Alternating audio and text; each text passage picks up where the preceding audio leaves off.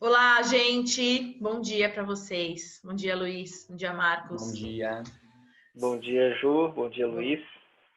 bom dia. Então, a gente decidiu fazer esse encontro aqui para contar um pouco para as pessoas sobre o ALC. Que coisa é essa de ALC, né? Bom, e antes de começar, né, eu tenho uma história para contar e que talvez gere alguma identificação com as pessoas que se angustiam com a aprendizagem em geral de qualquer coisa, né? Na escola, na vida, no ambiente de trabalho. Quando eu era criança, de 3 para 4 anos, eu tinha muito interesse em letras e números em geral. A minha mãe era professora de português, então eu perguntava para ela sempre, que letra é essa, que letra é aquela, e ela ia me falando. E eu queria muito aprender a ler aquelas coisas e tal, então eu começava a perguntar para ela assim, mãe, como é que, quando eu junto C com A, dá que som? Eu ia perguntando, ela ia me respondendo, e ela me dava uns livrinhos ali para eu praticar um pouco disso, com desenhos e tudo mais. E eu aprendi a ler e a escrever com 4 anos de idade. E eu fui para o jardim de infância, com 4 anos de idade. Chegou lá, as principais atividades eram colorir, desenhar, né? Eu me lembro que eu gostava muito da escola no comecinho da história, né? E foram 2 anos com mais ou menos os mesmos tipos de atividade. Chegou um ponto que eu falei, mãe, eu tô de saco cheio desse negócio. Eu não aguento mais fazer as mesmas atividades todos os dias. Era isso, né? Eu disse para ela, mãe, eu quero fazer outras coisas, eu quero aprender outras coisas. Isso aqui eu já sei fazer. E aí ela foi conversar com a direção da escola para tentar fazer com que eu pulasse o pré-primário e fosse direto para a primeira série. E aí a escola não aceitou, né? É contra as regras, não dá, não pode e tal, tem que seguir as séries aqui uma por uma e tal. E aí ela fez um sacrifício e me colocou numa escola particular. E aí passou um tempo, a coordenação da escola, a direção, chamou a minha mãe e falou assim, olha, eu não sei se a gente tomou a melhor decisão, porque o seu filho não está fazendo as atividades. Ele está se recusando a fazer as atividades. E aí a minha mãe foi lá conversar comigo. Eu falei, não estou te entendendo. Você não queria ficar ali naquela situação. E aí, de repente, eu te coloco na primeira série, onde você pode ler e escrever. E você não está fazendo as atividades. O que está acontecendo? Eu falei, mãe, é simples. Todos os dias, eu entrava na sala de aula e a professora me mandava escrever o cabeçalho. Eu tinha que escrever uma série de informações, que é um cabeçalho que ocupava a página inteira do caderno pequeno, né? Eu tinha uma letra grande. Eu tinha que escrever isso todos os dias, várias vezes por dia. Então eu me deparei, na verdade, com o mesmo problema que eu tinha antes. Eu estava fazendo a mesma coisa, a mesma atividade repetitiva, que eu não queria fazer, só tinha mudado a atividade. Em vez de desenhar e colorir e brincar, eu estava escrevendo as mesmas coisas todos os dias. E aí eu falei isso com ela. Falei, mãe, é isso. Não tô a fim de fazer a mesma coisa todos os dias. Com isso, ela voltou, né, conversou com as pessoas da escola e decidiram, não, vamos deixar mais um tempo, vamos ver o que acontece. E aí, depois que as atividades começaram a mudar e eu comecei a aprender coisas novas, eu comecei a engrenar nas atividades novamente. E aí, depois disso, eu fui seguindo a minha trajetória linear na educação, como é até hoje, infelizmente. Então, essa é uma história que me marca muito, porque eu me lembro bastante disso. E eu não sei que tipo de estrago isso pode ter feito no meu desenvolvimento cognitivo. Né? Eu acho que depois de, né, as coisas foram bem, né? Eu sempre fui bem na escola e tudo, mas existe uma coisa que me incomoda até hoje, eu fui enquadrado num sistema que me disse todos os dias, durante muitos anos, exatamente o que eu deveria fazer. E aí, quando a gente chega aqui nesse universo em que a gente fala de empresas, de mundo corporativo atual, de startups, de mente criativa e tal, e a gente fala de criatividade como algo essencial e que a gente precisa respeitar, incentivar o erro, a gente vê que isso ainda está muito precário. Né? Então, as crianças, elas têm... Eu não me lembro quem falou isso, onde eu ouvi pela primeira vez, mas eu acho que resume bem a história. As crianças são extremamente criativas, a gente vai lá e corta todas as asas que elas podem ter, e, de repente, quando elas são adultas, elas precisam ser criativas e fundar startups que vão mudar o mundo, né? Então, como é que a gente vai lá e quebra uma criança em um determinado momento e depois a gente quer que ela se torne um adulto criativo e excepcional, desenvolvendo coisas maravilhosas? Então, é isso, né? E eu acho que o que traz a minha paixão pelo ALC hoje tem uma relação muito forte com essa liberdade que eu tenho para ser autodirigido, né? E aí tem várias outras coisas, claro, muito incríveis, mas acho que esse é um ponto que remonta aos primórdios da minha história. E aí, bom, Ju, o que você acha que isso tem a ver com esse contexto de aprendizagem ágil? Ai, Marcos, a sua história me toca muito, né? Essa coisa da heteronomia, né? De você responder a uma demanda que está fora de você usar o seu tempo de vida, que é escasso, né? Cada segundo que você investe não volta, né? Para cumprir demandas alheias é algo que me toca demais também, né? Sendo que você tem uma demanda sua para cumprir, que está te dizendo, cara, isso não faz sentido. Então, quando você traz essa dimensão da autodireção, que é justamente isso, que é eu poder me consultar, ver o que está vivo em mim e usar o meu tempo assertivamente para perseguir aquele objetivo que é meu, isso me ilumina muito. Isso tem tudo a ver com a aprendizagem ágil, né? Dentro de um conjunto de práticas, rituais e ferramentas super simples, né? Até a Cida Lacerda, né, que teve muitos anos à frente da Fundação Roberto Marinho, ela trouxe essa fala para a gente numa conversa que a gente teve, né? Que a nossa estrutura ela é muito simples, mas ela tem conceitos muito elaborados por trás. Que é justamente isso, que é uma estrutura que permite que a gente use o nosso tempo de uma maneira assertiva, efetiva, dentro de uma coisa que está viva na gente. Ou seja, essa questão do engajamento, né? Quem está ali à frente da situação de aprendizagem não precisa estar pulando e fazendo macaquice, inventando situações mirabolantes para que o aprendiz se engaje no processo de aprendizagem. Ele já traz consigo essa curiosidade e essa vontade de aprender. Então, brilho nos olhos, né? Isso é muito lindo, né? Isso é maravilhoso.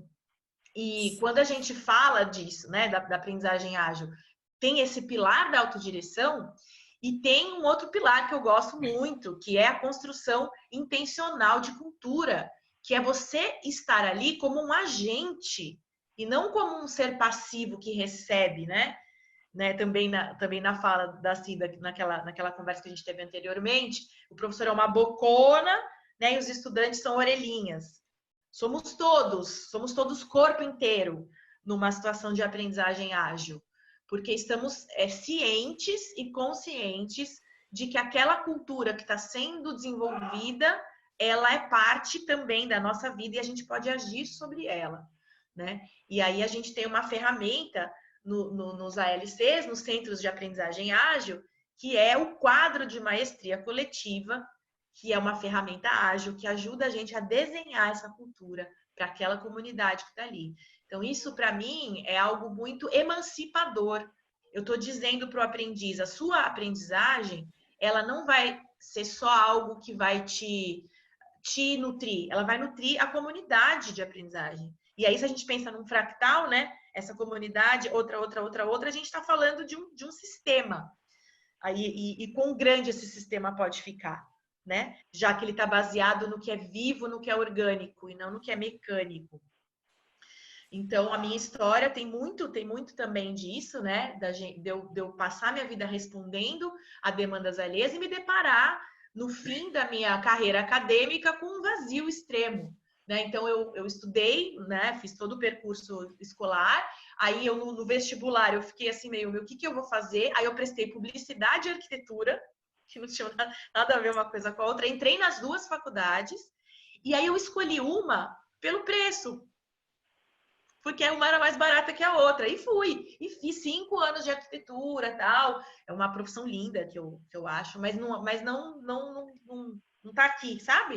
Então, eu fiz os 5 anos de arquitetura e aí eu fui para educação, e aí eu fui para psicanálise, aí eu fui para estudar futurismo. Então, assim, eu me deparei com uma série de curiosidades em mim que nenhuma faculdade no mundo ia suprir.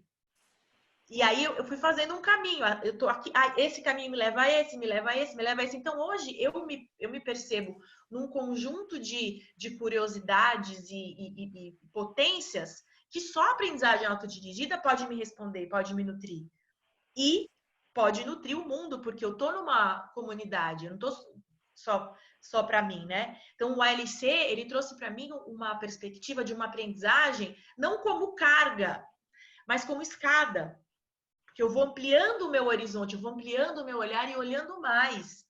E aqui da onde eu olho amplo, eu posso compartilhar com o mundo leveza e amplitude e não peso e sabe, uma coisa assim, você tem que responder a isso, porque eu sempre respondi.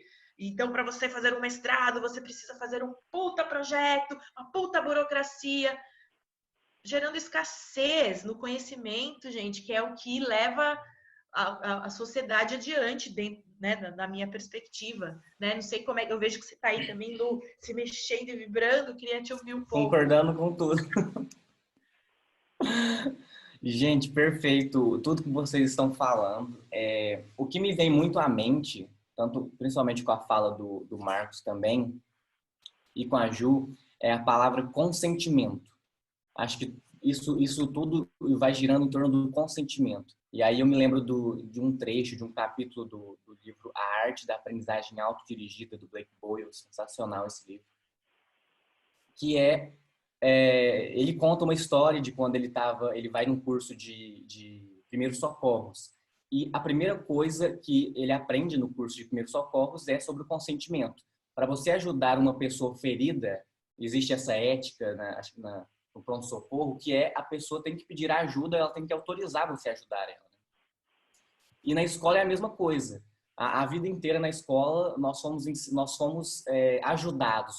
As pessoas queriam nos ajudar. Os professores, com a melhor intenção do mundo dentro desse modelo, eles querem nos ajudar. Eles vêm para nos ajudar. E aí chega, mas será que nós pedimos essa ajuda para eles? Será que nós tivemos nós não tivemos essa emancipação, essa liberdade de escolher? Não, eu quero ou não quero isso? Isso faz ou não faz sentido para mim? E eu acredito que isso vai muito atrofiando, sabe? O músculo da aprendizagem vai atrofiando até o autoconhecimento. Porque se você está em um sistema onde você tem que estar nessa aula agora, você tem que estar nessa aula agora, você tem que ver essa matéria, você vai perdendo o sentido até de autoconhecimento, de o que te faz brilhar os olhos, sabe?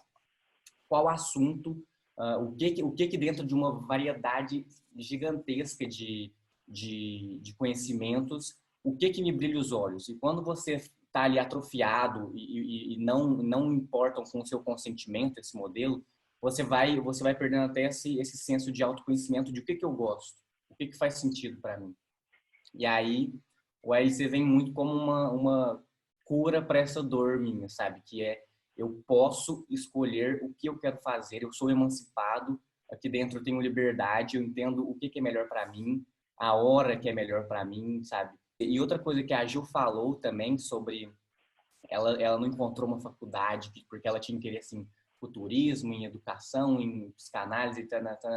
E isso é uma coisa linda do ALC também, a variedade, assim, como nós ampliamos o nosso repertório, sabe? Como dentro do ALC, que é um ambiente riquíssimo de aprendizagem, nós começamos a nos deparar com assuntos que às vezes é muito longe do que é o nosso repertório, né?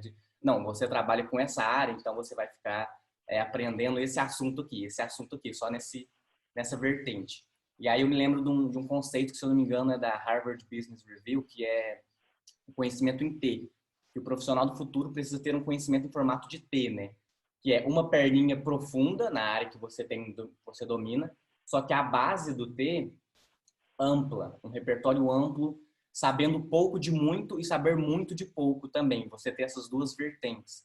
Então, o ALC, acho que além de muitas coisas que eu poderia ficar falando por horas aqui quão incrível é o OLC. Acho que a possibilidade de ampliar o nosso repertório para coisas que muitas vezes nós não daríamos tanta atenção, e em um momento de aprendizagem colaborativa a gente para aprender coisas e nós nos permitimos ir além do que a gente tem que aprender, né, dentro da profissão de cada um. Eu queria contar uma história também minha. Além dessas coisas, o que mais fica forte para mim foi a possibilidade que eu tive, a coragem que eu tive para exercer a minha vulnerabilidade. Uma coisa que eu aprendi muito na experiência que eu tive no LC em Carrancas foi que eu não preciso estar perfeito, eu não preciso ser uma autoridade, eu não preciso ter um diploma, seja lá o que for, para uma validação de, não, agora você pode falar sobre isso. O LC me permitiu ter coragem para compartilhar as coisas que eu sei, os conhecimentos que eu tenho, e fazer as coisas não estando perfeito, sabe? E traz muito também do pensamento enxuto. Eu gosto também do conceito de nota 6, que o Mauro Fantini fala. Você tem que estar nota 6 para fazer algo. Você não tem que estar nota 10, e nota 1, 2, 3 também é muito ruim, mas se você tiver nota 6 ali, mediano, você acha que é o suficiente para ajudar alguém, se joga, tipo, abre para o mundo, compartilha isso com as pessoas, se permita ser vulnerável e errar e não estar perfeito.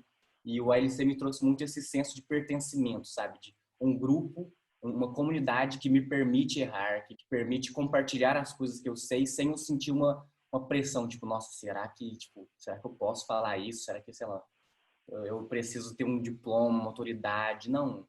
A gente pode aprender com todo mundo. A aprendizagem, ela deve ser uma coisa horizontal, né? Todos aprendem com todos, todos são professores e todos são alunos, não vertical, professor aqui, aluno aqui sentado. Acho que a lógica horizontal é uma coisa muito mais exponencial para a aprendizagem e riquíssima em diversos aspectos. E isso foi uma angústia muito grande que o ALC me tirou, sabe? Me aliviou. Acho que é bem isso. Muito legal, Luiz. Muito, né, incríveis as histórias. Eu tenho várias outras, né? Eu falei da minha história do ensino fundamental, né? Eu não cheguei no médio, não cheguei no superior. E não vai dar tempo aqui. Mas se vocês quiserem ouvir mais histórias e aprender um pouco mais sobre aprendizagem ágil e como ela pode estar presente em qualquer um dos seus ambientes, seja em casa, seja na escola, seja no mundo corporativo, nós vamos fazer a terceira edição da Aprendizagem Ágil online na próxima semana, dos dias 19 a 23, e as inscrições já estão abertas, a gente vai deixar o link para vocês. Venham conversar com a gente, venham conhecer esse universo incrível que é a aprendizagem ágil. Eu tenho certeza que vocês vão gostar muito e tirar muito proveito. A gente está colhendo alguns depoimentos das edições anteriores, é sempre assim, né? Sempre uma comemoração, assim. As pessoas dizem muito, nossa, eu me transformei, nossa, eu descobri, eu me redescobri. Então, se você quiser sentir isso, venha com a gente. Tá maravilhoso. A gente tá empolgadérrimo, como vocês podem ver. E, gente, uma coisa que eu adoro no ALC é que, seja em reuniões nossas do ALC, ou seja no próprio ALC, todo final de chamada, todo final de encontro é tipo uma coisa, todo mundo feliz, as pessoas estão empolgadas. A gente sai do racional, sabe? Conteúdo, não. A gente sai do racional, vem mais pro emocional e, tipo, no final tá todo mundo rindo, se divertindo e a aprendizagem se torna uma coisa prazerosa do jeito que devia ser, né? Se vocês têm esse interesse de tornar a aprendizagem mais prazerosa e gostosa, brincando também, e chegando ao final e tá todo mundo empolgado, vale muito a pena experimentar essa semana ágil de aprendizagem. É isso aí, gente. Obrigado para quem chegou até aqui. Esperamos encontrar vocês na semana que vem, na Aprendizagem Ágil Online. Um abraço, até mais. Beijo, até lá. Até a próxima.